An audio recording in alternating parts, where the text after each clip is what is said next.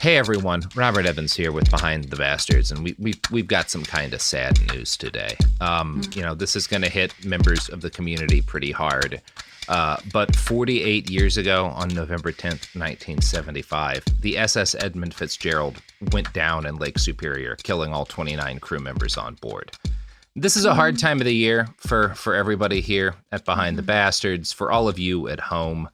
And the only thing that makes it easier is the knowledge that both the Russian Federation and the Chinese government have recently substantially increased the sizes of their nuclear stockpile, while the United States is in the process of renovating its own nuclear weapons. And my hope, I think all of our hope, is that the leaders of our world can kind of band together in this time of conflict and sadness to finally expend the entirety of their nuclear stockpiles, detonating them over Lake Superior.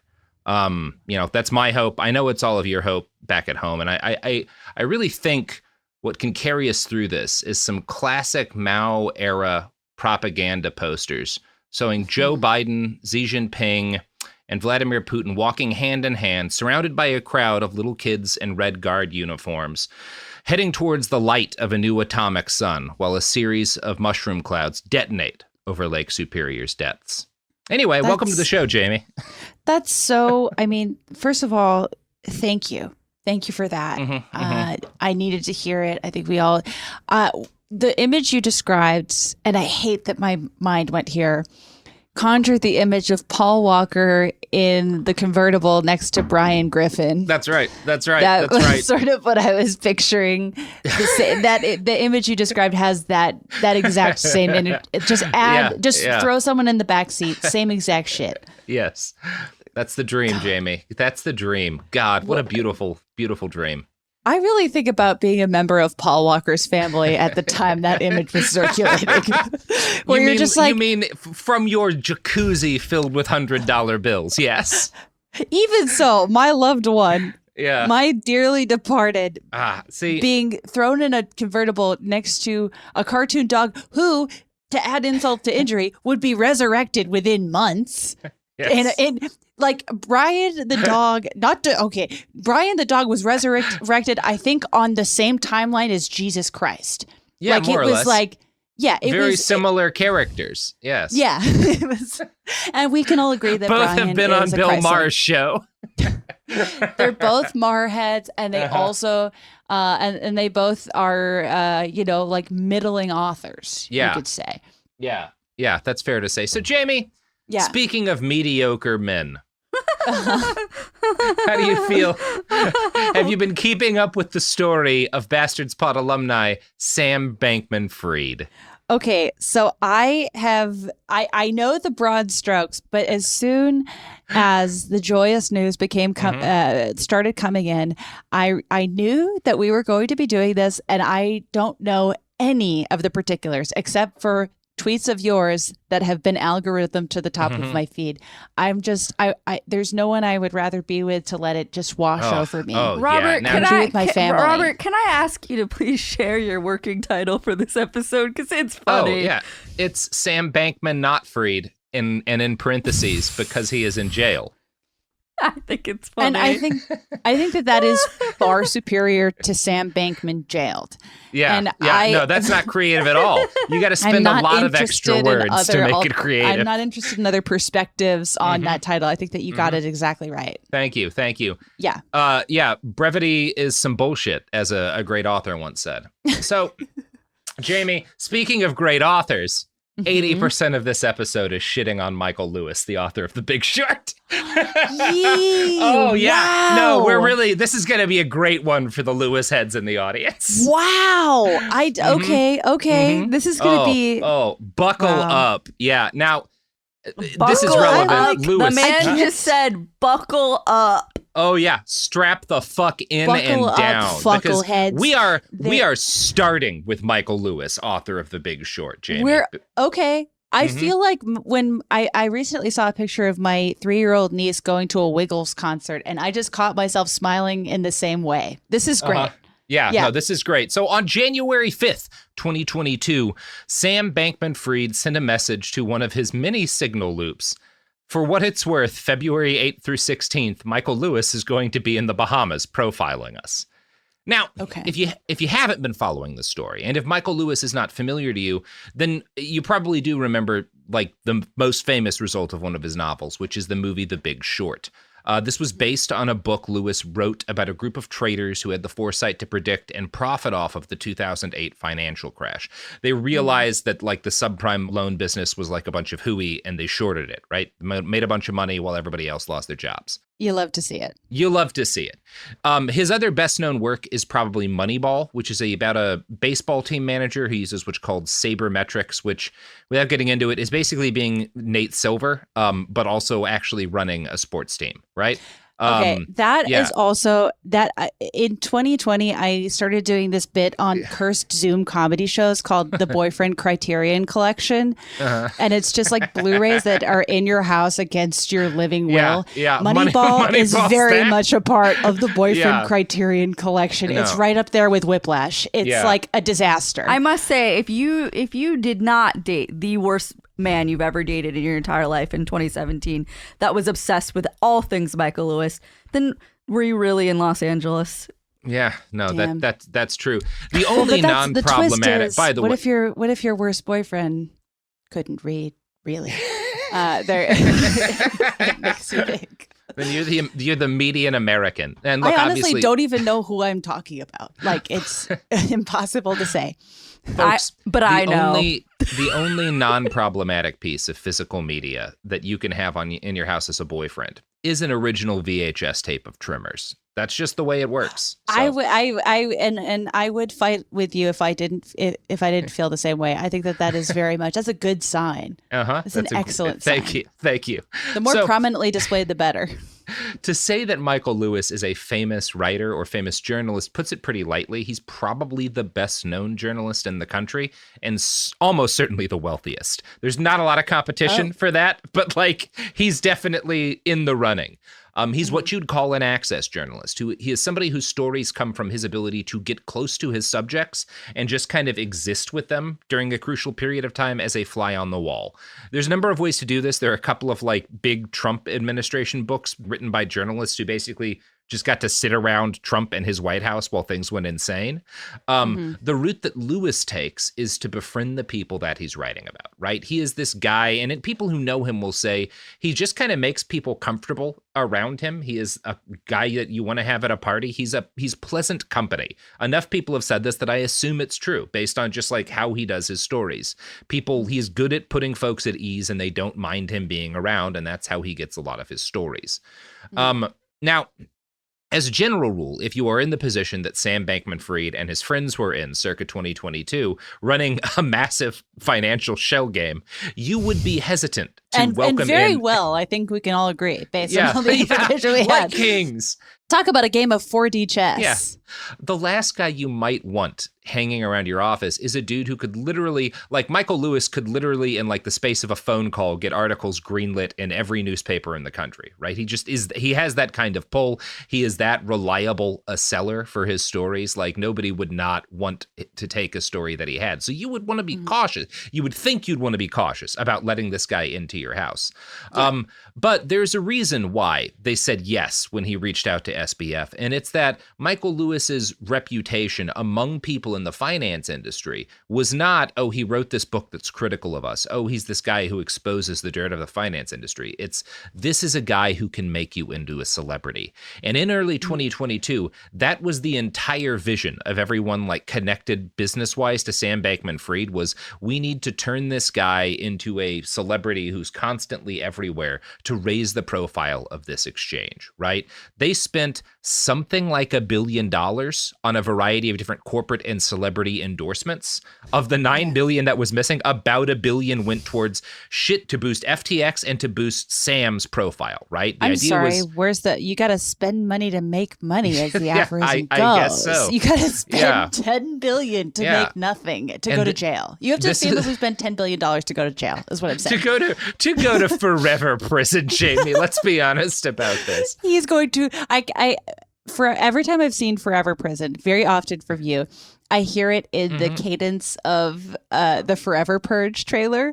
You're like, it's the Forever Prison. Yeah, that is where he's going. And that's, again, everyone has kind of cut ties. Everyone legitimate has cut ties with not just Sam, but like crypto in general in the wake of Sam's collapse. But there was about a 1.5 year period where like every bank was looking into it. Every tech company was putting shit on the blockchain. The last kind of holdout, and the reason why Sam put so much money into this, was politicians, right? There were a few who would, but like most people who were in politics would not even take donations directly from crypto, right? You had to launder that shit.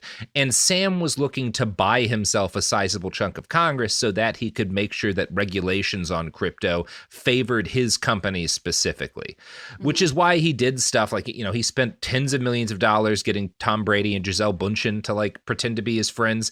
He sat down next to Bill Clinton on fucking stage in a very cringy interview. He paid Larry David to make a Super Bowl ad.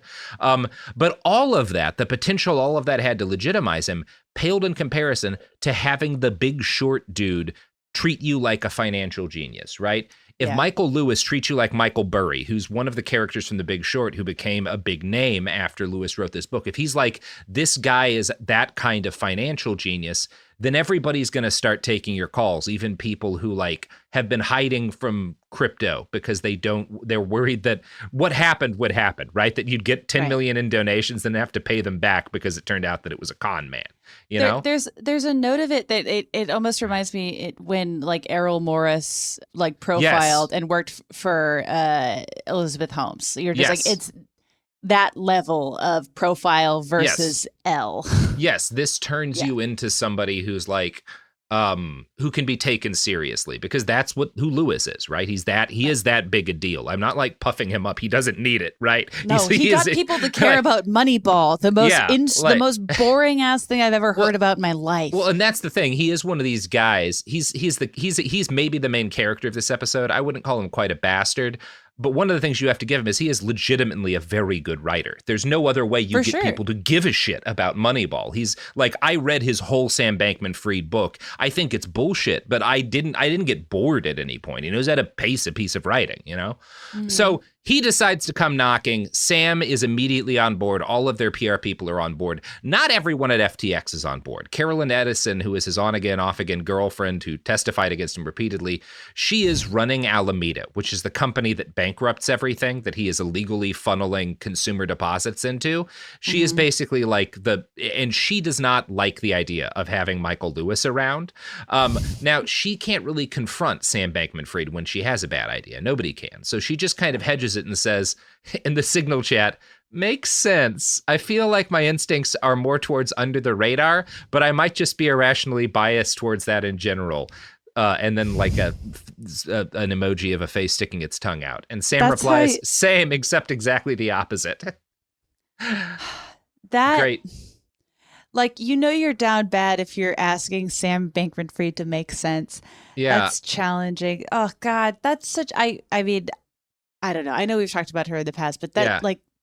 What a mess. What a nightmare. She's in a rough situation, and we'll talk a lot about how he treats her in this, but Will McCaskill is also in that Signal chat. And Will is basically the founder. He's not like literally the founder, but he is the founder of what is most commonly talked about as the effective altruism movement, and definitely its figurehead, right? He is the big guy. He's this Oxford professor who he pills Sam Bankman-Fried on the idea. And his response is kind of, I think, part of why this winds up going down. He says, I think either approach is reasonable, should just be a deliberate, coordinated plan. But if a whole bunch of attention is going to be on FTX, Sam, and EA, whatever happens, then getting ahead of the game and controlling the narrative is necessary. Yup, responded Sam. And they did it. Michael Lewis spends like a year with this guy. Like, he spends a lot of time around them. Everyone's very excited because what happened last year is Sam's world collapses and he gets charged with like 7 felonies. And then right afterwards, Michael Lewis is like, by the way, I've been basically living with him for a year. And everyone's like, oh shit, this could be pretty good. Because like this guy can write, he's been he's written about a financial collapse before. He's got front seat tickets to this whole thing. And then the book comes out. And unfortunately for Lewis, the book comes out, he times the release right for when the court case starts. So we get all of this, right alongside his book, we get all of these signal texts and stuff that were not in his book.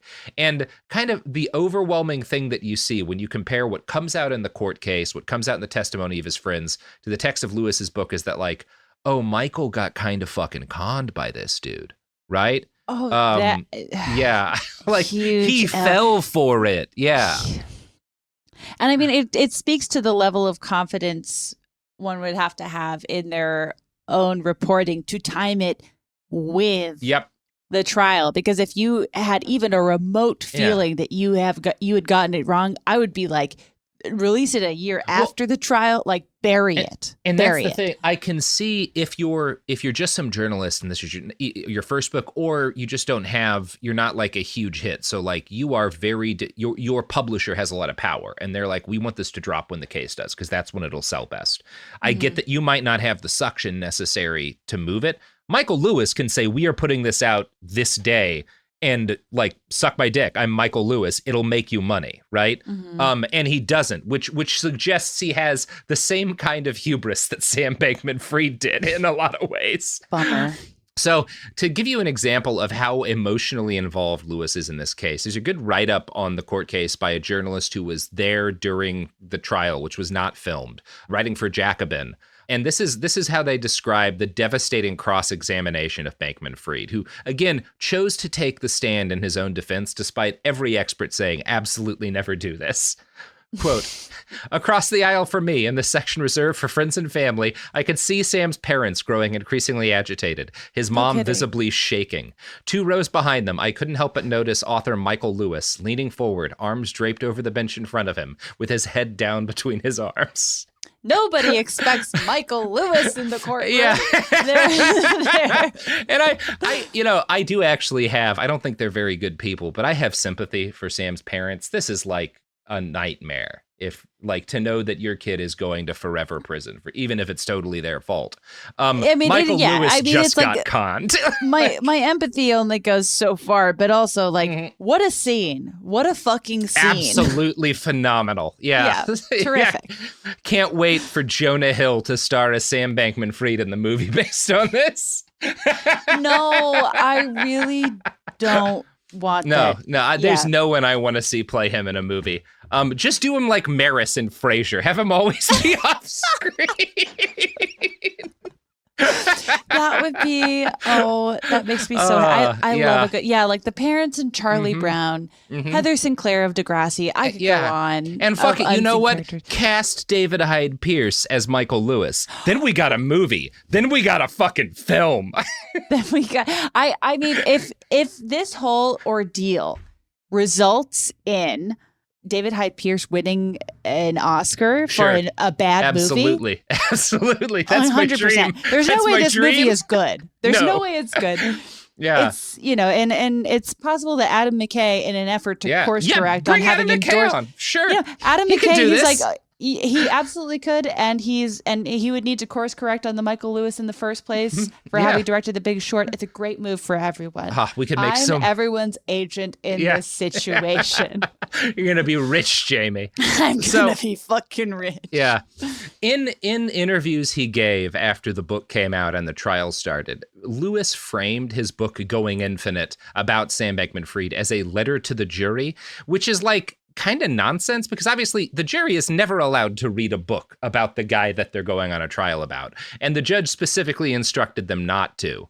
There's an interview with 60 Minutes, which is really something. We will hear some clips from it later. But in that interview, Lewis explained, I mean, there's going to be this trial and the lawyers are going to tell 2 stories. And so there's a story war going on in the courtroom. And I think neither one of those stories is as good as the one I have. And like, I on one hand, yes, of course you're right, because you're a better writer than any lawyer is going to be. But on the other hand, this isn't a story. It's just a question of what happened, Michael Lewis. And what happened is massive fraud. And you don't put that in your book.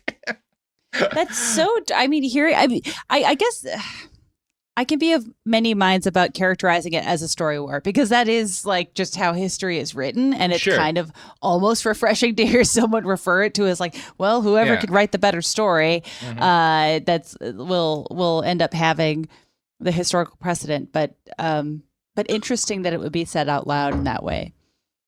Yeah. And again, I want to reiterate, while Michael is the main character here, he's not a bastard. He's not someone whose like impact on the world has been monstrous. As far as I've ever heard, he's a reasonably nice person. We'll definitely get him being mean at a couple of points here, but it's nothing that I would like call someone like one of history's greatest monster over. But this is, Bankman-Fried is a bastard. And so I think talking about the way in which he kind of has Lewis wrapped around his finger and the degree to which Lewis tortures his own logic and prose in order to ignore that is just fascinating. So with that in mind, let's start with a little bit more of Michael's backstory, because that is important to understand why he falls for this. Michael Monroe Lewis was born on October 15th, 1960 in New Orleans. Now, from the beginning, his life was about as far from working class as you get. And to his credit, Lewis does not deny this whenever he's asked. That's the only thing you can do, I guess. Yeah, you got to be open about it. Here's him talking to The Guardian.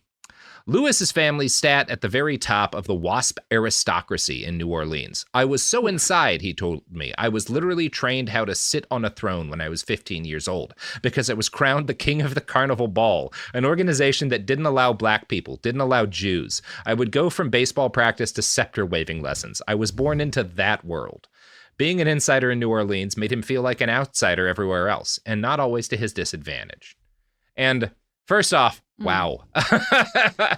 That's quite a backstory. Thank you, King. Thank you, King. I do think I want to point out something here, which is where I don't think he's obfuscating, but I think he's missing something about his own, what his background has done for him, because I'm not going to question him when he says it made him feel like an outsider.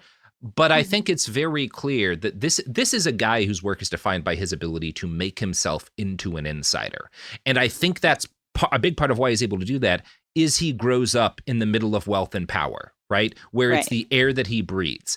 And you don't notice this if like you grow up working class and don't know any super rich people. But when you meet some people who were born crazy rich, you note that like a lot of them have this way of making themselves feel like they belong anywhere, right? It's why they can get away with so much. Like, even if they're totally out of their depth, there's this kind of expectation you get when you grow up hyper rich that the world is going to show you a degree of deference. When you know people who have family fortunes behind them, you know what I'm talking about, right? Like, it's the reason they are never going to get like carded to see if they're a member of a place that's members only, right? Because they have that way about them, and I think that's part of how Lewis. It is like an imperceptible thing. Well, and I do think that there is. I mean, and it sounds like what you're getting at is like there is. If you can get someone who grew up in those circumstances on the side of fucking decency, there is a huge value to having someone like that who knows how to navigate those spaces on your side. But if they're, but also, you know, to an extent, and a liability because you never know, you know. So I'm curious what endears him to our Sam. Yeah, we'll get to that. So he goes to Princeton University and he graduates cum laude, which means pretty good grades in 1982. His senior thesis is on Donatello, a prominent Ninja Turtle. And when he's in college, he's a member of Princeton's Ivy Club, which is the oldest eating club in the school. Now, if you're not a blue blood, you probably are like, what the fuck is an eating club? These are private dining halls that are also kind of social clubs where upperclassmen go to get nicer food. There's like 9 of them, I think, on campus. Robert. And the Ivy Club is the oldest. At Princeton or like everywhere? At Princeton. There's other colleges, other fancy boy schools have these. I didn't Robert, this is full cunt. The Ivy Club. Yeah. I was like, wow, eating club. Eating club to me is like drive through Taco Bell 1:30 a.m. starving. Yeah. Wow, eating club. Eating what are they eating? What are they Sophie, eating? you said this is full cunt, but it did not admit women until 1991. The audacity to not let a woman go full cunt? Something that cunty, it just doesn't make sense. And it's also very funny that like, or not funny, but it's noteworthy in this interview, it talks about how he was at the Ivy Club, right? When he talks about, you know, his upbringing, he's like, yeah, this contest I was in, you couldn't You couldn't be in this club if you were like black or Jewish. He doesn't mention that the Ivy Club doesn't admit women. I think that is maybe interesting. It's also worth noting that the Ivy Club, F. Scott Fitzgerald writes about the Ivy Club and calls it, F. Scott Fitzgerald calls it detached and breathlessly aristocratic. And if F. Scott Fitzgerald says that about your Blue Blood Club, like, my God. I love that. Wow, what a treat. What a treat. If F. Scott Fitzgerald was the one experiencing like moral clarity about your weird party sandwich group, that's challenging. Now, while Lewis had a passion for art history, he had a bigger passion in life, and it's stacking motherfucking paper. So he goes to the London School of Economics next and eventually joins the bond desk at Salomon Brothers. He's in like the London branch of the Salomon Brothers. No. He's just making dollar bills, y'all. Robert, dollar bills time is happening now for us as well. Oh, yeah. Speaking of dollar bills, buy some of these products and we will get dollar bills.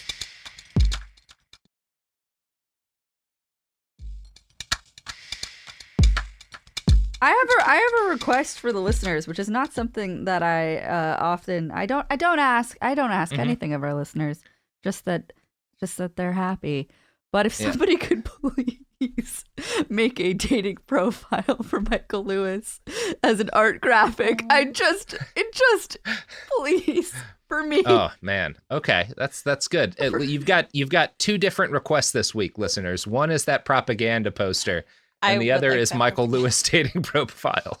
So Lewis is, an investment banker for just a few years. Actually, you know who he reminds me of? Oh, okay. Just dipping your toes in it, then that kind of doesn't count. It's like the tip of financial crime. He's in there. At 87, the market crashes, and he makes a pivot away from like doing that as a job. And he writes a book called Liar's Poker about the investment, bank, the stockbroker, that kind of life that makes a shitload of money, right? We'll talk about it in a second, but like, he reminds me in this trajectory. Do you know anything about Michael Crichton? Peaks and valleys. I had no attachment to him, but I know many who do. And the back half of Michael Crichton, pretty fucking brutal. Yeah, pretty brutal. I'm not talking about like his actual career as a writer as much as Crichton goes to Harvard Medical School and becomes a doctor. Most people I don't think actually know this. But like he was an actual MD, but he doesn't really do the job. Like he gets his MD and then he quits to write books, like some of which have like he's the creator of ER, and he gets criticized some by doctors who are like, "Oh, he's the creator of ER?" Yeah, Michael Crichton created ER. Yes. Oh, okay. Sorry, I thought you were talking about Michael Lewis. Yes, I knew Michael. But Crichton. They have they have a similar kind of trajectory where they go to school for this thing. They do like a teeny amount of it, just dip their toes in, and then they get famous writing these books that are inspired by it. Right? I just find that interesting. So, to give you a further idea of Lewis's family background, Liar's Poker, which is semi-autobiographical, revolves around a scene where Michael Lewis is invited to a banquet hosted by the Queen Mother while he's working in London. He gets a seat there because of his cousin, Baroness Linda von Stauffenberg, and she seats him next to the manager of Salomon Brothers, which is how he gets his job. Word salad. Salad. Crabs don't have bluer blood than this man. Like that is the bluest you fucking get. If your cousin's a baroness and you're in your like late 20s, what? If you know a baroness, you are like That's okay. Yeah. So Lewis's depiction of Wall Street guys from Liar's Poker on, because he writes a few books about Wall Street types because he knows them, right? It's generally noted as not being flattering, but I think that's by people who like have a very naive view of what's unflattering, because his Wall Street guys, they curse a lot. They use phrases like big swinging dick. They're like kind of gross, but in a way that's glamorous, right? Like, I feel like it's like the Glengarry Glen Ross. Yes, exactly. Yeah. Talking shit. Yeah. It like it is a kind of thing where you could say he's not glamorizing it, but he's absolutely making it look a way that makes more young men, greedy young men want to become stock traders. And to extend the Michael Crichton comparison, it is Liar's Poker is generally agreed to have had a similar impact on its industry to how Jurassic Park influenced paleontology by like bringing a shitload of people in. Wow. That's really interesting to me because I don't know. I have not read Liar's Poker, to be honest. I have not read any of his books. I have seen some of the adaptations in movies of his books, but yeah, in terms of like anytime someone writes something about Wall Street, like you have to be so fucking careful. And also, even if you are extremely fucking careful, it will still bring in the wrong people who refuse to see the point. Like Wolf of Wall Street is one of my favorite movies, hands down. I think it's great. It's an it's amazing a wonderful satire. film. Yeah, but it's still like brought people in on the wrong like. Fuck it, because brain dead people are going to be brain dead people. We're going in a more serious direction, but if you've read Slaughterhouse-Five, in the opening of it, Vonnegut talks about how when he said, I'm going to write my war book, his wife was like, don't do it. There's no way to do it without making it look cool. Like no one has ever managed to not do it in a way that makes young men think it's cool. And she was right, like for the record. That's one of the problems with even anti-war war fiction is it always makes it look cool because it's cool, right? That doesn't mean it's good. It's like Joe Camel is cool. He still killed 100 million people.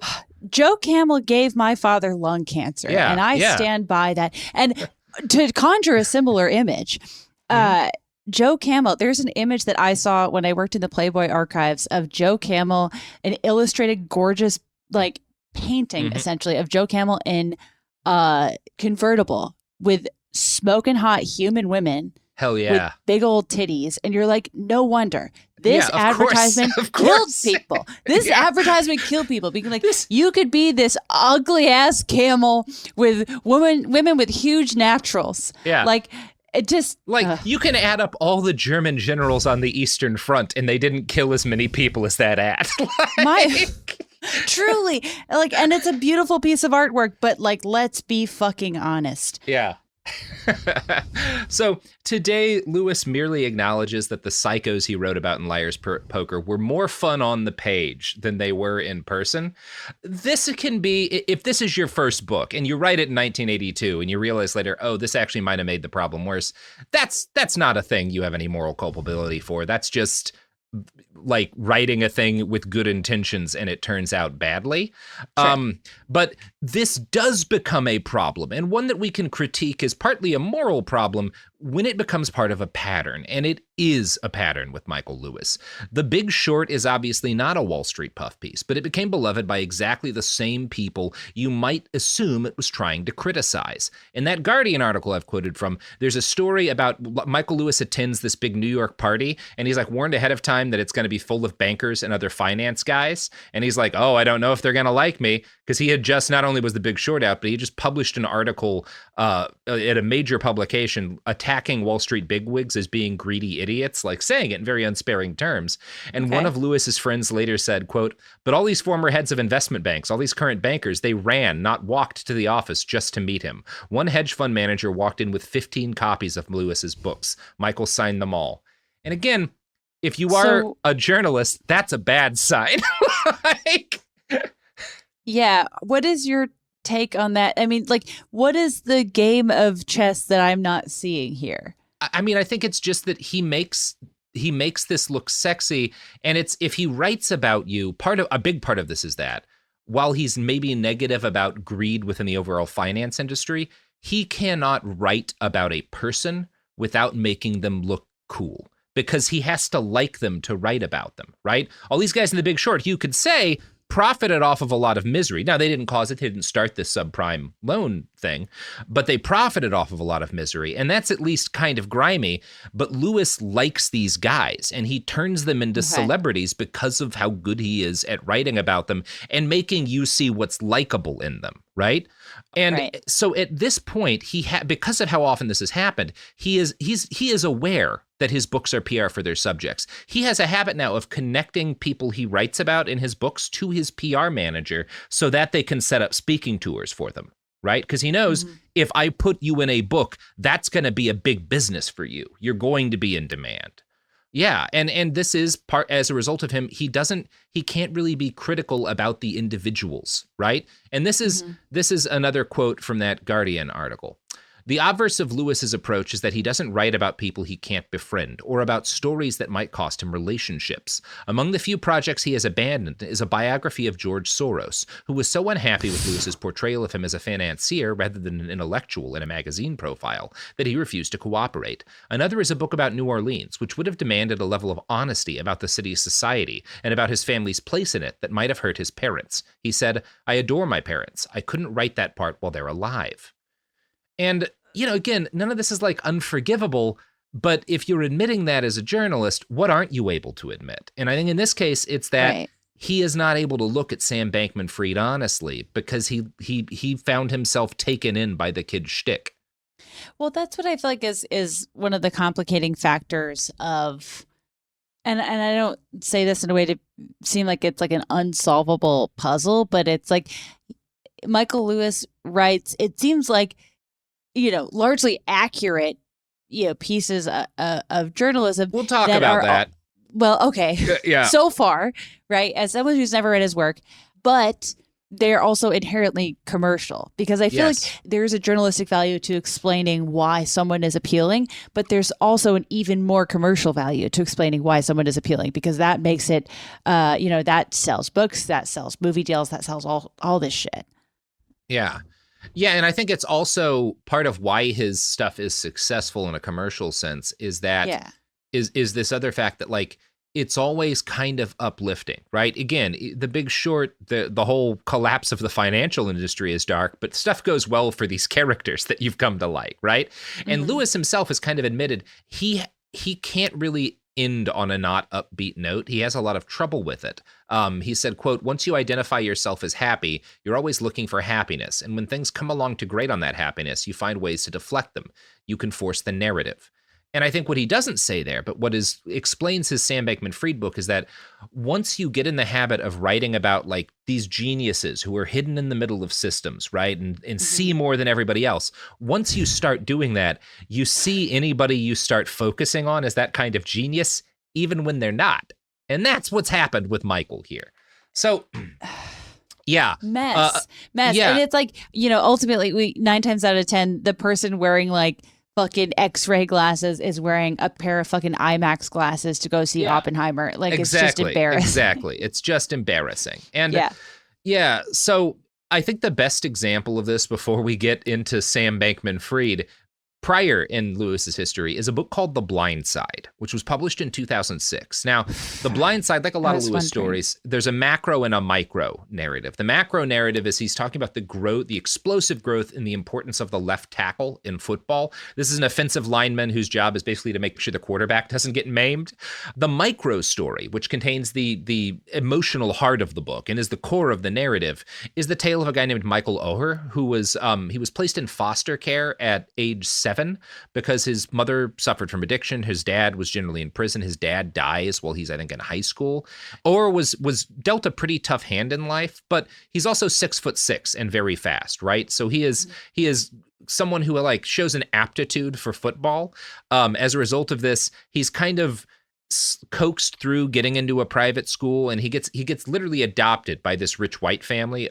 Oher's a black man, black child at this time, and they make it their business to coach him and coax him in through getting through the academics so that he can be in the NCAA in college, so that he can get an NFL contract, right? So I'll be perfectly honest. Before we started, before you told me that Michael Lewis was a main character, I did not know that he wrote The Blind Side. Oh, yes, he did, because this becomes a movie that's huge, right? And I am very well acquainted with the ensuing nasty fucking cultural narrative associated with the movie, but I didn't realize that it was a book. I knew Liar's Poker, Moneyball, and The Big Short. Holy fuck. Also, Robert, I just want to fact check real quick. He wasn't adopted by them. Not, we're getting to that. Okay, that was the narrative in The Blind Side, right? Right. That they have basically adopted this guy. Yes, you are correct, Sophie, but I'm building to that. Okay, so okay. That's so I just like don't know why I didn't know that. And also, I'm like, who didn't want me to know that Michael Lewis wrote The Blind Side, a book that is famously bullshit. Yeah. So this family adopts Ower, and they effectively adopt him, is I think generally how it's framed. And they help him get through high school, get into a college, and kind of like help usher him into this NFL career where he makes a significant amount of money, obviously. And I'm going to quote from the LA Times here. The administration at his high school accepts him, although he can barely read. He secures a full-time tutor. When his grade point average still proves too low for the NCAA, his adoptive father, a canny former college basketball standout named Sean Toohey, manages to find a crucial loophole. He has Ower tested to prove that he's learning disabled, then has him take numerous easy online courses. Lewis treats these measures as ingenious. We are meant to cheer the fact that Ower has gamed the educational process. And this is from the book. Leanne, who's the wife of Sean, was now making it her personal responsibility to introduce him to the most basic facts of life, the sort of thing any normal person would have learned by osmosis. Every day I try to make sure he knows something he doesn't know, she said. If you ask him, where should I shop for a girl to impress her? He'll tell you Tiffany's. I'll go through the whole golf game. He can tell you what 6 under is, and what's a birdie, and what's par. I love that those are her two examples of basic knowledge. This is Sandra Bullock's Oscar talking. This is Sandra Bullock's Oscar flapping its nasty little mouth. Yeah. Okay. Two things every boy needs to know: where to buy jewelry and how to golf works. Really says a lot about her socioeconomic status, right? Not like, here's how you pay your taxes. Not like, literally anything else. Like, here's how you cook eggs. But no, fucking golf and Tiffany's. Well, yeah, and also, like, to state the obvious, like, conflating that with, like, this is what normal people do. This is normal, like, you basic could write a life fucking advice. doctoral thesis in the ways that is, great. bullshit. Yeah. So we can all see the potential abusive issue with a wealthy white family adopting a teenage black boy to coach him into launching a pro football career, right? Just if you think about all of the head injuries and shit involved, there's a lot that's problematic here. Yeah. Lewis does quote Leanne at one point as saying, with me and Sean, I can see him thinking, if they found me lying in a gutter and I was going to be flipping burgers at McDonald's, would they really have had an interest at me? But the book is ultimately positive and uplifting. We're left thinking how nice it is that these people helped this kid out. The LA Times note that Lewis seems to be like amused at these rich people cheating the system to usher this kid into a dangerous job without like educating him. So the nice parts of the story ended earlier this year when a now retired Ower filed a lawsuit in a Tennessee court alleging that the Twoheys never adopted him and instead created a conservatorship. Twoheys, I don't care. Fuck them. And instead created a conservatorship and used it to take his money, right? The Twoheys or whatever the fuck deny doing this. It's also Leanne. I'm sorry, I think it's pronounced it's actually pronounced the peepees. I don't care. The dick bags pee-pee. deny this. And again, I'm not being a non-biased journalist here, but fuck it. No, Robert, it's actually Dickmans. It's Dickmans. The Dickmans. They call his claims hateful and absurd. Michael Lewis has defended the Twoheys by saying that they only earned a few $100,000 off of The Blind Side, the book, and the movie that was made off of it. He's like, they didn't make millions. They only made a few $100,000.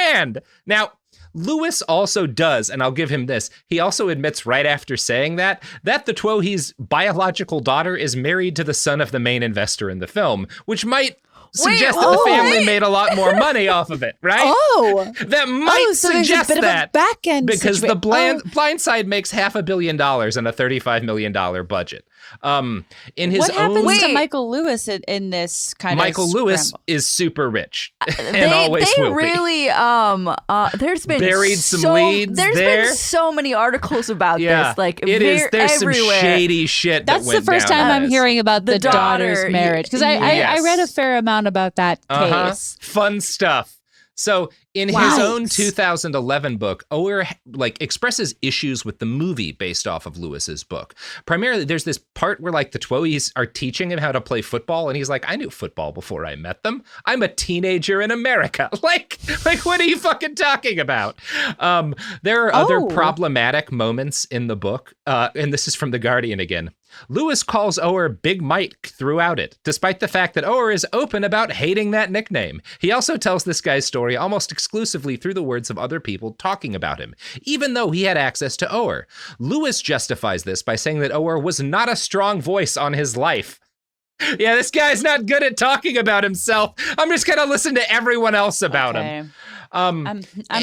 Yeah. I'm I freaking think out. what's really going on here is that Ower is a black kid from a desperate poverty background, right? And Lewis cannot identify or get inside of his head because that is nothing that even resembles the Michael Lewis story. It feels like a very privileged, dark take on like, well, who do I consider to be a credible voice? Can I get 20 white people who barely know this guy who just met this kid to profit off him to speak to him better than he can speak to his own life? Because that's who I trust is white people. That's that's so fucking gross. So he doesn't try to get inside Ower's head, and he just focuses most of the narrative on the Twohies, who Lewis understands. This is the final shoe. He understands them for a very good reason. And I'm going to quote from the LA Times here.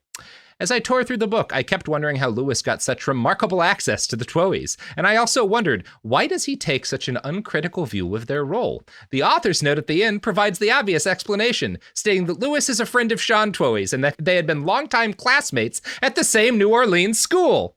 No. How is it even ethical to take this fucking story on if you have...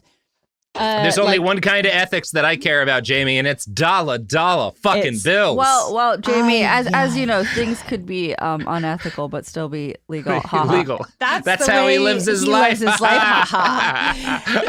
I mean, truly, what a gift that we have so that funny. as the like. I am a force of evil in the world, certainly. Yeah. But I am grateful that he gave us that one thing, just the way of describing juvenile lawless capitalists. Yeah, it's so funny. Yeah. Now, one thing I have started to notice, watching some of the more recent and critical interviews with Lewis after the SBF book, is that while he's generally a pretty friendly seeming guy, he starts to get really angry the instant you question him on anything regarding one of his stories. And you see this in this story, in the Ower story, because Ower's former coach comes out and like defends the Twohies or whatever once the lawsuit goes out. He's like, I don't think they took advantage of him, basically. And Ower calls it brave. In my he's professional, like, unbiased opinion, not fuck Ower, you. Yeah. Lewis calls the coach brave for doing this and basically says he's taking a stand against cancel culture. And then here's The Guardian again. Lewis recalled Ower as a shy young boy and found it hard to square that memory with the Ower behind the lawsuit. What we're watching is a change of behavior, he told me. This is what happens to football players who get hit in the head. They run into problems with violence and aggression. It wouldn't surprise him, Lewis said, if we were seeing some confluence of Ower's history in football with other campaigns that stoke claims and lawsuits like his. Perhaps some lawyer of Ower's figured the time was ripe to sue the Twohies, Lewis speculated. Or perhaps Ower realized that people would get behind him if he makes these accusations. He's just a poor head-injured boy. They're like, no, the perceived exploitation and racism you experienced was the result of CTE. Oh my, that's it's fucking disgusting. wild, right? That's gross as hell. Oh, now, I hate Jamie. him. Wow. I just thought he was the guy who wrote Moneyball. I thought that was the harm that he is what I was me. thinking too. Now, so here I want you to keep in mind how he wrote about his former subject, Ower. Now, hear him talking in a 60 Minutes interview about Sam Bankman-Fried, the now convicted former billionaire. And I really want to emphasize the contrast between how he writes about these two different people who are subjects of his books. Mm-hmm. The story of Sam's life is people not understanding him, misreading him. He's so different. He's so unusual. I mean, I think in a funny way that the reason I have such a compelling story is I have a character that I do come to know and that the reader comes to know that the world still doesn't know. Now, that is not the case. Sam Bankman-Fried is exactly the person he appears to be on the surface, right? He is a guy who committed a bunch of financial crimes and didn't get away with it because he was too lazy and undisciplined to do it the smart way, right? And that's all that's going on. I mean, with this is like, this is a bummer. This is like a case Yeah. study and a journalist's biases coming out in their work. It's so obvious. Yeah. Now, no story better illustrates this part of the story than how Lewis wound up writing Going Infinite in the first place. In 2014, Lewis published a book called Flash Boys, which is a book about Brad Katsuyama and a small group of rebel Wall Street investors who form IEX, which is like a stock exchange that's supposed to, the idea is we want to protect investors from the unfair advantages that these high frequency trading firms have on traditional exchanges due to like a whole bunch of shit, but largely access to a special fiber optic cable. And with most Lewis books, there's a lot of insiders that will criticize him for getting some details wrong here and glossing over some issues that don't conform to his narrative. There's like a market crash that's largely like mitigated by some of these firms that he's criticizing, but I don't know enough about that to want to get into it. What's important is that Katsuyama and his book of rogue traders are depicted semi-heroically, as if they're kind of fighting against this rigged financial system, which, you know, the financial system's rigged. I don't know about his characterization of them, but the book is a hit and it makes Katsuyama and his crew celebrities within the finance world. So Katsuyama reaches out to Lewis when he is considering an institutional investment in FTX. He's like, we're considering getting into crypto through these guys, putting a lot of money on their exchange. Would you look into this guy for me? Right? And this is what Lewis says. Lewis like basically goes in there and like talks to Sam Bankman-Fried, and he's so impressed that he quotes himself as telling Katsuyama, do whatever he wants to do. What could possibly go wrong? Right? That's which bad bet. Katsuyama really, does wind up putting money in. You couldn't choose a worse person to ask what could go wrong with. Yeah. Okay. Yeah, and I'm going to continue from The Guardian here. Okay. He did find himself intrigued in particular by effective altruism, the movement to which Bankman-Fried subscribed. Effective altruists believe in giving away most of what they make to do the most good in the world. Some of them commit to earning as much as possible so as to donate more to their chosen beneficiaries. Having spent so long on Wall Street, Lewis wasn't used to meeting a wealthy young man who claimed to have no interest in wealth. Unusually for Lewis, he couldn't figure Bankman-Fried out. Michael just said, "This kid is the richest and most interesting young person I've ever met." Oh he my didn't God. claim to understand all the deep recesses of Bankman-Fried's mind, but he knew it was a great story. And this was before the shit hit the fan. So that's one this of his is friends like- talking. Yeah. And also it takes someone who grew up in that environment to not have alarm bells going off in their mind when they hear, oh, I, as someone who has never not had money, don't really care about money. You're Yeah. like, well, yeah, no shit. You've Duh. never not had it. You would really Yeah. care if you never. That reminds me of, this is like, I think about this easily once a week. It happened over 10 years ago. My freshman year of college, it was my first time really encountering people who like grew up with like money, you know, and there was this guy on my floor, and one night everyone was hanging out and he like put this is the era, this is the early 2010s. He put a skinny scarf around my neck because it was cold. And he was like, you can have that. And it smelled and I didn't want it. But he's like, you can have that. And I was like, oh, don't you like want it back? And he's like, no, I don't care about my material possessions. And Great. I think about that all the time because he could just get 9,000 scarves. He Yeah. could just get 9,000 scarves. But that was like, but I feel like that is so much of what effective altruism is. It's just a fundamental, like, Yeah. not understanding how the world works. Yeah, it's a bunch of rich kids who are talking through like fucking philosophy 101 level shit and so impressed by everyone else's answers to like dumb logic puzzles because they've never studied enough humanities to know that like, no, man, people have been talking about this shit for thousands of years and all of their takes are better than yours. Like, anyway, we're not getting into that as much right now. We are about to get into the ads. And if you really want to do some effective altruism, purchase from the sponsors of this podcast.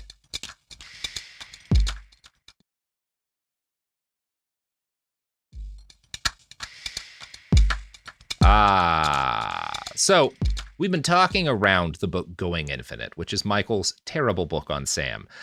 So I think now is probably a good time to dig into exactly how it fails. I wanted to start by introducing that contrast between Lewis's treatment of Oher and SBF first, because it puts things into perspective.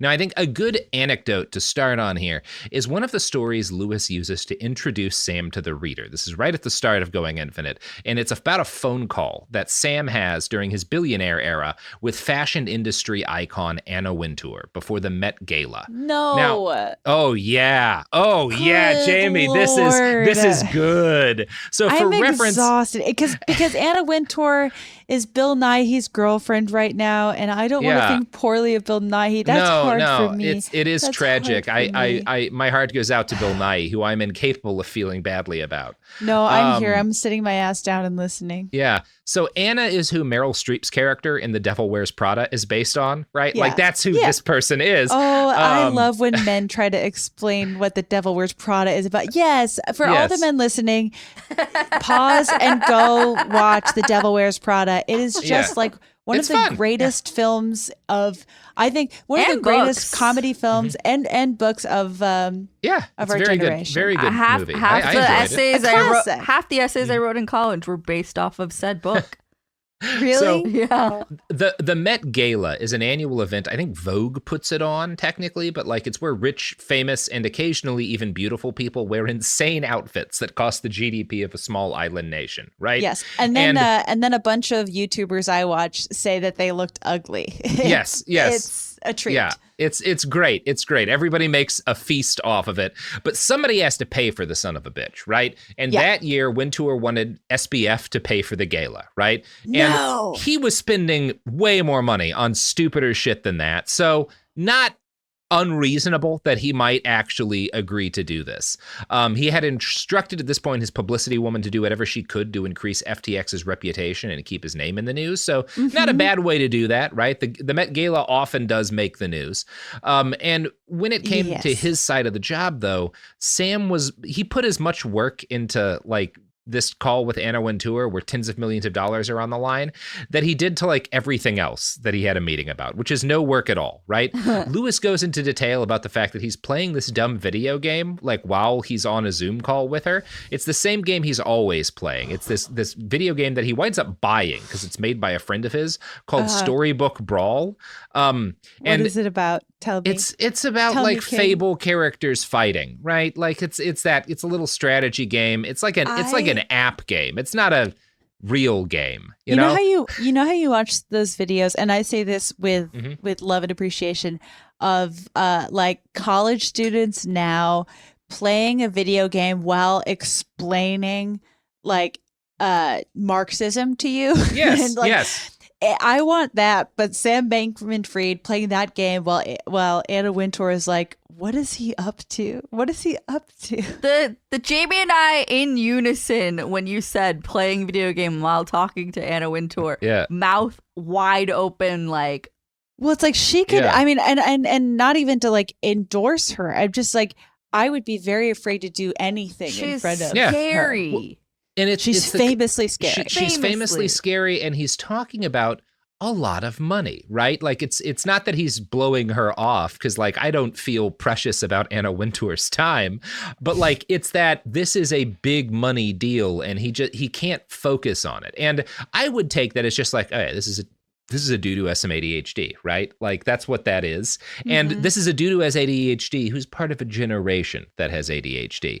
Well, no, this is a very dumb observation, but it's also clear to me that Sam Bankman-Fried has never seen The Devil Wears Prada, which I've never been less surprised at. But it's like, if you have no one in your life who could tip you off that you're talking to the protagonist of The Devil Wears Prada, then you lack a support structure in a fundamental way, I think. Yeah. It's okay. That's good to know. That's why Sophie and I are here, Robert.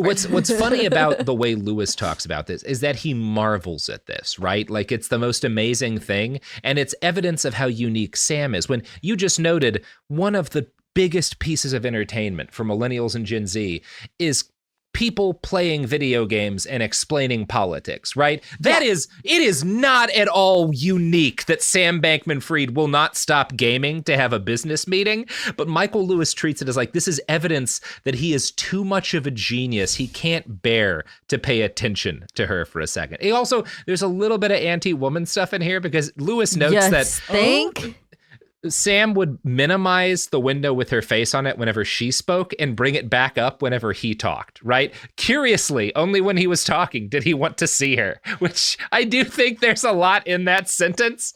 So exhausting. Yeah, it is. again, like the way Lewis describes this isn't just, he's not very disciplined, and he has the same thing that like a lot of millennial and Gen Z people have, which is, an inability to stop distracting yourself no matter what important shit you're doing. He describes this as SBF's brain being so big that like he's like a Sherlock Holmes character and games are his heroine, right? Well, that indicates to me that Michael Lewis, because that's the way that you're like your doting parent would talk about you. And like that is clear to me. The way he sees him is like, wow, look at this amazing kid. And also what SBF is doing here is like the inverse of what most easily distracted millennial and Gen Z people are doing. They're playing games and explaining radical politics to you. They're not playing games and talking to some like half listening to someone before they part with millions of dollars to throw the world's stupidest annual party. Yeah. And I love that stupid ass party. I mean, I think both of those things are on a similar level potentially, but it depends on how you do them. And he's not actually good at it. But the way Lewis describes this is he just is in awe of this kid's ability to have attention deficit disorder. Quote, "Yeah, absolutely," said Sam, but his mind was elsewhere. The Horde Dragon was dead. Anna Wintour had killed it. What to do? He made a half-hearted bid to begin another game and pick another hero, but then changed his mind and shut the game down. He could often occupy two worlds at once and win in both. In this case, he clearly stood no chance of winning in one world unless he paid less attention in the other. And this woman somehow had acquired a spell that interfered with his abilities to multitask. What an amazing way to write that paragraph. Michael Lewis. Dude. Oh, God. Dude. It's something else. Like, I have played video games through some important work meetings. Sophie has often had to pick my ass up off that. It's not because I'm a genius. It's because I'm hungover and have trouble focusing because I use Twitter too much. There's so many, I mean, whatever. And also you have to imagine that this manuscript made it through a lot. It speaks to how old people in general who work in the publishing industry are, that no one was like, Michael, I hate to tell you that this is just how kids are these days. He's a real video game genius. Yeah. It's like we've both written books. Like I was surprised that I got the title of my book through, but it was because people over 60 don't know what raw dog means. No. And so that's most of the people in publishing. Like, it's ridiculous. That's so nuts that made it to the final book. No, so if you're not reading critically and inclined to give Lewis the benefit of the doubt, I can see how you might assume that like he's trying to make Sam look kind of silly in that paragraph. I can see how you would assume that based on the text, but that is not what's going on, listener. Here is Lewis talking about that exact same moment in an interview with Intelligence Squared from about a month ago. Yay. So on the screen, Zoom, Anna Wintour. And he does not know who she is. He doesn't know what the purpose of the meeting is. He doesn't know, the purpose of the meeting is, can Sam Bankman-Fried pay for the whole Met Gala? That's the purpose of the meeting. Because he'll pay for everything else. Why not that? And she comes on the screen and she is dressed to the nines. She's got those sighs of hair coming down around her chin. What she's like. She's like ready to kill. And gorgeous. She looks great. She's well prepared.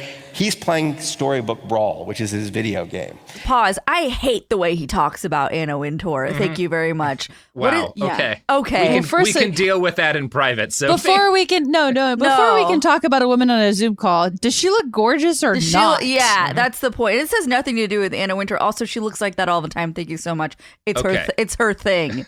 And whenever she comes on the screen, he blacks her out and the video game pops up. So like she's talking and minotaurs are killing dwarfs and trees with axes are coming in and the weapons are appearing on the screen and people are dying and exploding and you're hearing her talk about the Met Gala. And there's 7 minutes in when he hits a button and the Wikipedia entry for the Met Gala comes up so he can figure out what the hell she's talking about. And I watched him do this. He's doing this with her. This is what he was doing on live television when he would be interviewed by Bloomberg TV. It was like he had tricks. It took him about 1/10 of his brain to have a conversation with Anna Wintour. And what he would do, the other part of his brain was either reading about who she was or playing his game. And what he'd do is he'd say, you ask me a question. He'd say, oh, that's a really good question. It's a really good question. Let me think about that for a minute. Meanwhile, the Minotaur is killing the tree, and then he comes off, and then he thinks for a minute, and he says some boilerplate thing. So that does not show genius. He's obviously, the smile on his face, that is not him being critical. That's him thinking about, that's him fawning over this kid for not being prepared for a multi-million-dollar meeting, right? Which is fine, but that's not an example of him being smart. Well, and I think that is a clear pattern in the way that we cover the young white kid genius who comes from a rich background. There's a lot of similarities in how early Mark Zuckerberg's casual misogyny and not giving a shit about people was part and parcel to why he was cool and why he was seen as a visionary. That the same is true of I feel like every generation has at least one of these guys, and they're all covered in the same way, and no one ever learns their lesson because the guy covering them is often the same guy. It's Michael Lewis. That guy's dad. It's literally Michael Lewis. And often literally Michael Lewis. How did okay, I'm sorry. How did this resolve with Anna Wintour? Did she the fact that she didn't he said, did he pay for it? basically he says, yeah, I'll pay for it, and then he just ghosts her. Yeah, so the fact that Anna Wintour didn't smoke out that he was fully a fraud. The girlies are disappointed. I think and I'm not caping for Anna Wintour here, but no, famously named the Dragon Lady. Well, no. SBF is lucky that he'll never encounter Bill Nighy, because for Bill Nighy, it would be on site. Oh, Bill Nighy would fuck him up. It would be on site. Yeah. So he was in I, Frankenstein, for crying. He was in Detective Pikachu. He was in a lot of great films. This episode has broken my brain. So my brain is broken. These are amusing anecdotes, right? What he's telling, potentially, if you are someone who is critical about him, that same anecdote could form part of your thesis about why this kid got away with it and for so long, and why he ultimately flamed out. But Lewis is convinced that these show you evidence of Sam's genius. And he sets this up early in the book, talking about Sam's childhood. Quote, he had a fault line inside him. Pressure was building on it. And one day, in the 7th grade, he slipped. His mother returned from work to find Sam alone, in despair. I came home and he was crying, recalled Barbara. He said, I'm so bored, I'm going to die. And I have had a similar conversation with my mom, and it's a sign, certainly Sam has been diagnosed with ADHD. That's certainly one way in which that can manifest. I'm sorry. Hold on. One for the girlies again. That is a direct quote from Sex and the City. Oh, okay. That is a direct quote from a Sex and the City episode. Sure. I'm sure Sam's a big Samantha head. Wait, who says it?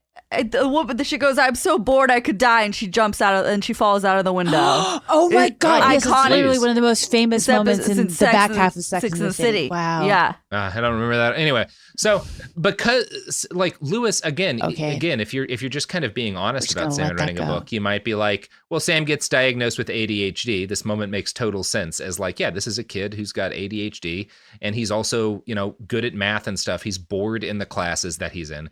But Lewis does not acknowledge that Sam has ADHD in his book. He doesn't say anything about it, because that's not a bad thing, obviously, but it's also that you're not a genius just because you have ADHD, right? Plenty of people who are not super geniuses have ADHD. It's just a thing.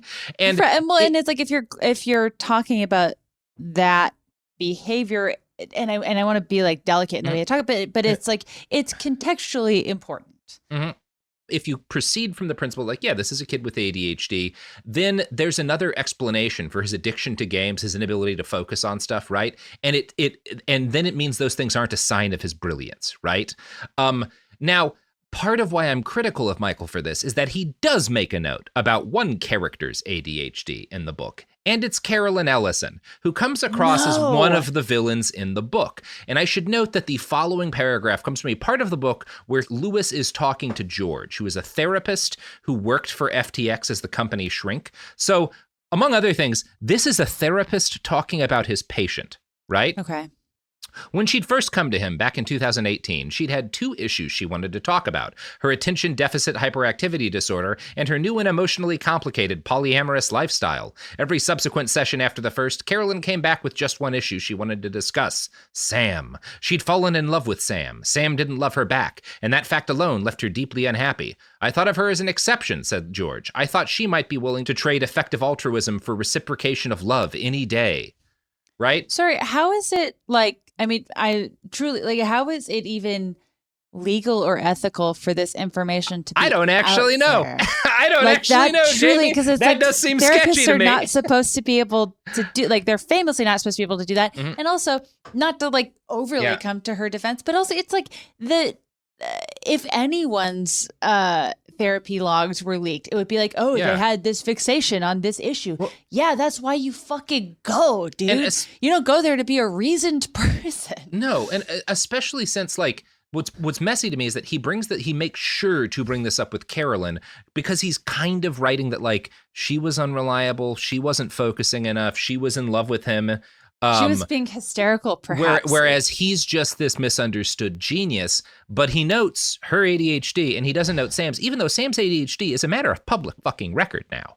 Like, his family went to court to get him his medicine. Well, it's like, and it's not this even is not a something that hidden thing. It's like not even something that he particularly tries to obscure, right? No, like, no. Yeah. And again, it's critical to understand him because it provides an alternate explanation for all this behavior that Lewis chalks up to him just like only needing 10% of his brain to talk to people. Yeah. Yeah. Now, there's another very fun bit in this, which kind of relates to that, which is that, and this is like the weirdest through line in Going Infinite, which is Michael Lewis does not understand games. Right? Like, he writes about, like, video games and board games and other popular nerd pastimes that are now, like, the dominant form of entertainment by money in our country. He talks about them like he's an alien who's just arrived on the planet. And as a result, he talks about Sam's embrace of this stuff at the expense of everything else to be evidence of brilliance. Quote, he felt nothing in the presence of art. He found religion absurd. He thought both right-wing and left-wing political opinions kind of dumb, less a consequence of thought than of their holder's tribal identity. He and his family ignored the rituals that punctuated most people's existence. He didn't even celebrate his own birthday. What gave pleasure and solace and a sense of belonging to others left Sam cold. When the Bankman-Frieds traveled to Europe, Sam realized that he was just staring at a lot of old buildings for no particular reason. We did a few trips, he said. I basically hated it. To his unrelenting alienation, there was only one exception: games. In 6th grade, Sam learned about a game called Magic the Gathering. For the next 4 years, it was the only activity that consumed him faster than he could consume it. And this is so funny because, like, Lewis has to describe Magic the Gathering after this point, and he describes it basically. It's the first game ever made where, like, you, like, the way that you play it, like, it's different. Like, every character can come into this strategy game with a different set of equipment. No one had ever done this before. It was all like chess where everyone's the same. And it's like, no, it wasn't. There were decades of war games and strategy games that Magic was influenced by. Like, that's just wrong, Michael Lewis. Hold you on, didn't nerd. Google Hold on, Magic. Nerd. Yeah. Hold on, nerd. Any put a pin in that, nerd. I do think that, like, this is of the, because I don't play Magic the Gathering, and I know that how he's describing it is wildly incorrect. I feel like it's so wrong. Yeah. I think that speaks more to, like, a generation gap, because I think that there's someone who could be on the opposite side of SBF and equally with it. Like, it's just like, do your research. Just talk to someone who plays Magic the Gathering. They famously love to talk about it. And it's funny because he's like, he has to make this, like, he goes on a limb about, like, Sam Bankman-Fried didn't like chess. It was too boring. There were too few possibilities. Like, you could calculate every, like, his computer brain wasn't amused by chess. only infinite magic possibility could keep wasn't him. enough for him. Yeah, it's so my funny. God. It's like, man, my friends and I all played Magic the Gathering. And like, as a spoiler, some people looked into Sam's like performance in League of Legends and the other online. He was never good at anything. He was not very good. He wasn't particularly bad, but he was not very good. And I'm going to guess he was indifferent at Magic the Gathering because it is not a great, it's a wonderful game, not a great like yardstick for your intelligence. You know, it's just a card game. Like, no one should be, no one should be judged by their intelligence by how they interact with like a beloved hobby. That's weird. Yeah, it's so weird. And it's like, it's interesting because like Sam's parents, a big part of this section is like, he comes home and he's like, I'm so bored. I want to die. And his parents do what I think is the right thing. They lead the charge to get their school to add like an advanced math class. And it seems to have a good impact on him. He's excited to go to school now. And that's a good thing.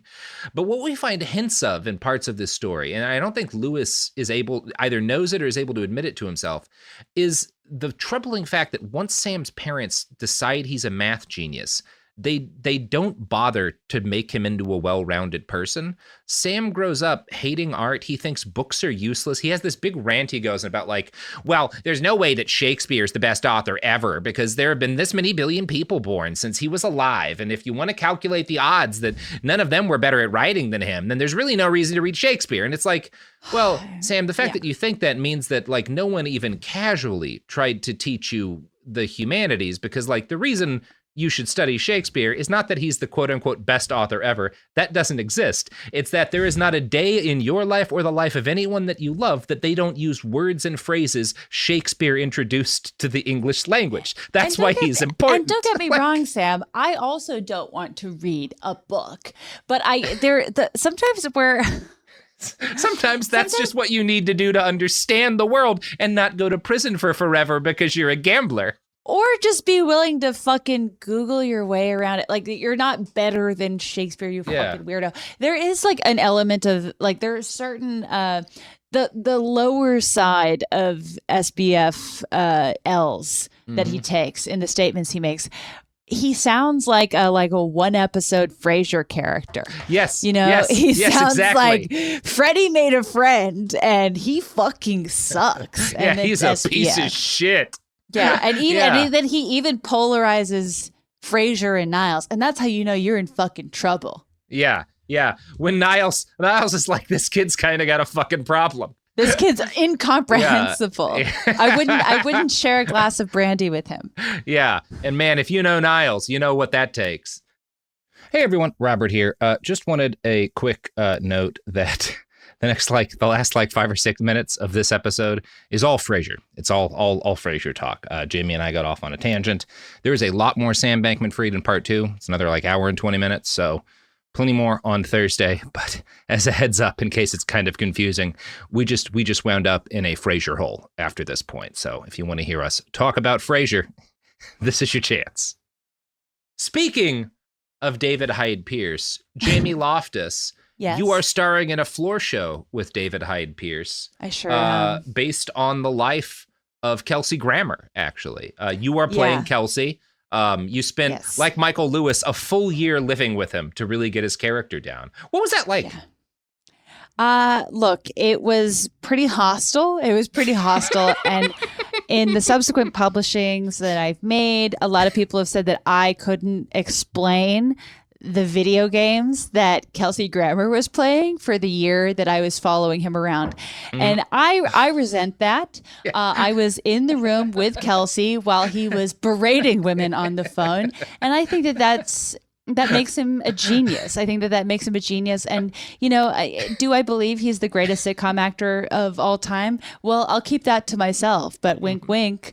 I think that he's kind of a beautiful genius and is above criticism. And if you don't think that he's kind of the perfect person, or if you even just read his Wikipedia page and form an opinion, I beg to disagree. And oh man, I love Kelsey Grammer stories from the height of Frasier because they're all members of the cast being like, Well, yeah, he was very, like, he came on set and he had clearly just woken up after vomiting up his 7-martini lunch. He looked like he was dying. We were all worried that he was going to drop dead that day. And then the director called action and he was immediately in character. He was and did the whole, Frasier. he was perfect. He was beautiful. His chest hair perked. Yeah. Like, we'll never know. I was fixated on Frasier reruns when I was a kid. I would stay up late to watch them. Yeah, it's one of my comfort shows for sure. Yeah. The best. And like when I remember getting Kelsey Grammer's like memoir from the library and read that he broke up with his wife on the phone. And it may have been one of the first times that I was like, wow. Men are scary. Yeah. Like you can just do that. You could just be Kelsey Grammer and be evil, and then I will still like base my sexuality on you forever. Sure, absolutely. Doesn't seem fair. Whomst among us, right?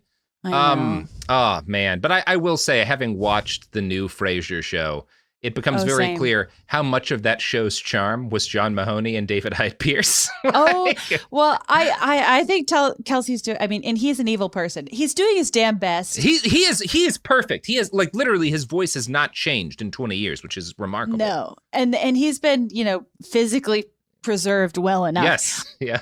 One of the big problems that show has is they've cast that kid as Niles and Daphne's son, and they're relying on him to hold up a lot of the physical comedy end that David Hyde Pierce used to. And if you are going up next to David Hyde Pierce in like a physical comedy competition, you're gonna look like shit. Good fucking luck, my man. He's David Hyde Pierce. Fucking luck. Yeah. He's the guy. Robert, I thought you would love the Frasier reboot because it's some of the most abysmal Boston accents I've ever heard in my fucking life. Don't get me wrong. I've watched every episode, Jamie. Some of the nastiest little. I have to pause sometimes and get a glass of water. Yeah, I have to walk not off nearly some of the that good. accents. Yeah. I mean, you have, and I have conceded long ago that you've got it down. Thank you. Well, anything to plug, Jamie, after our 5-minute Frasier digression? Yeah.